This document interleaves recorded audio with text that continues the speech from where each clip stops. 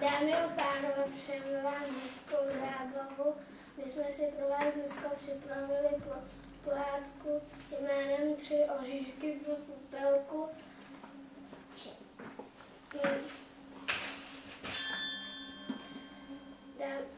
Za 9. lesami a za 9. řekami byl jeden hezký hrad, kde bydlel král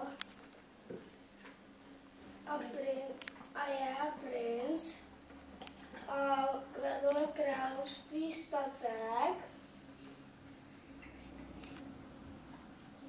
a tam Macecha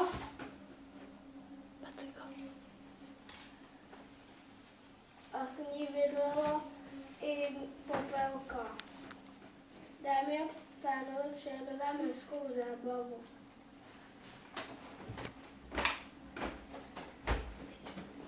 Popelko, přines mi sukni. A to se mi nelíbí.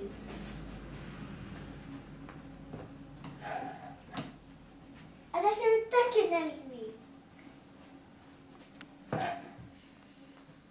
A to tričko se mi taky nelíbí. Popelko, já zůstanu v tohle. Popelko, přines mi šátek a uvaž mi ho.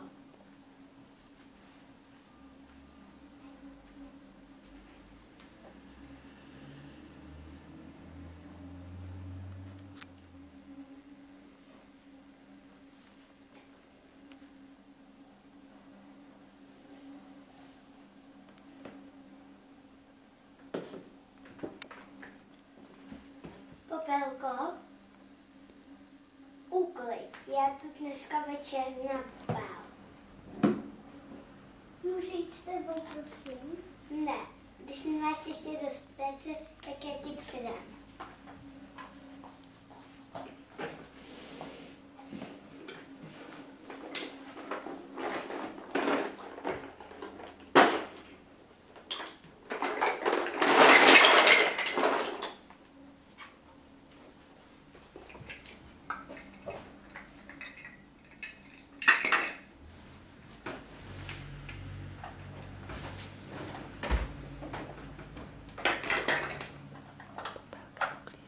Popelka uklízela a Macecha šla na ten bál.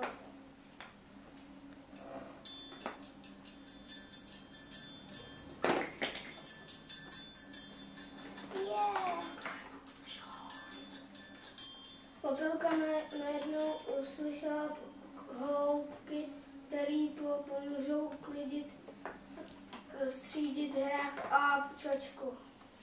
To jsou...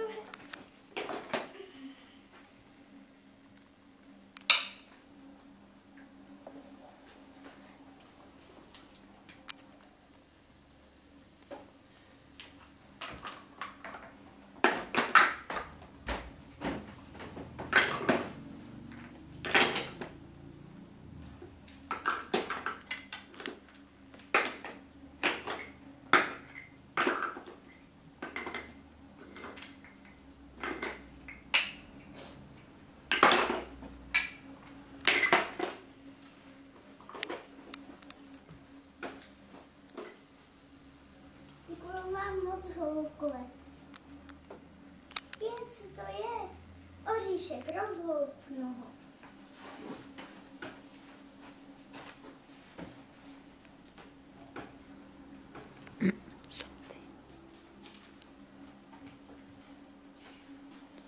To jsou krásné šaty. Ty budu mít asi na ples.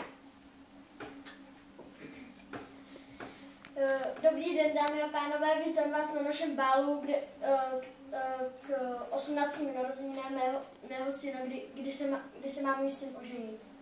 Hudba, prosím.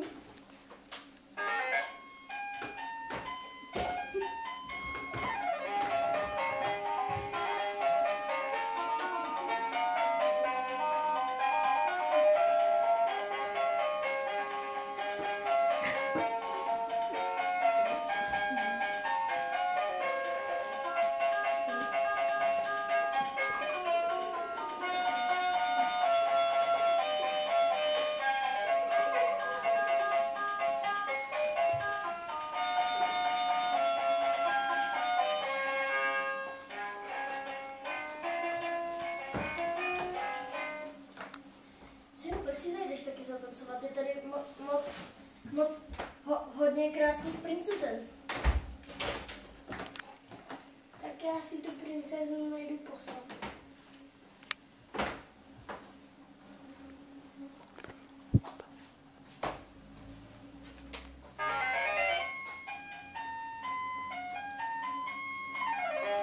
Když v tom celý sál stichl a vešla do dveří krásná princezna v bílých šatech.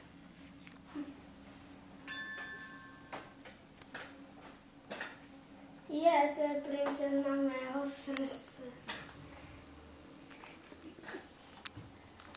Zrovna své musí.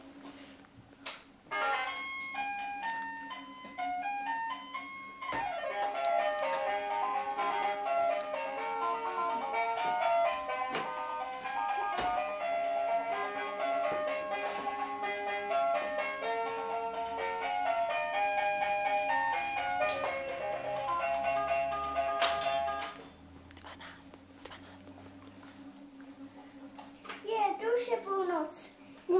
Běžím rychle domů. Počkejte, vy jste mi neřekl své jméno.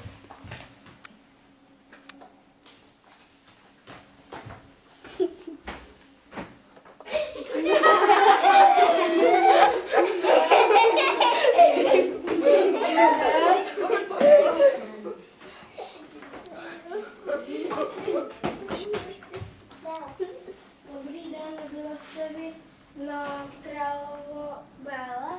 Ano, bylo. Mohu se vám zkusit střelíček? Ne. A co Popelka? Kde je to Popelka?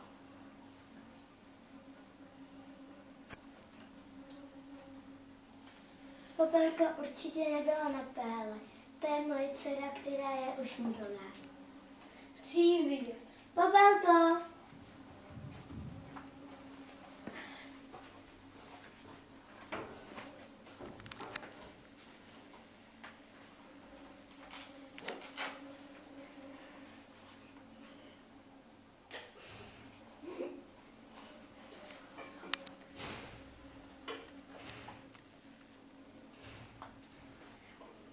Padne jako ulitý.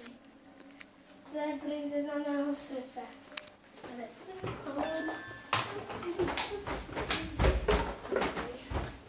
Tak si konečně můj syn oženil. A kdo ví, možná, že i dnes mezi námi někde žijí.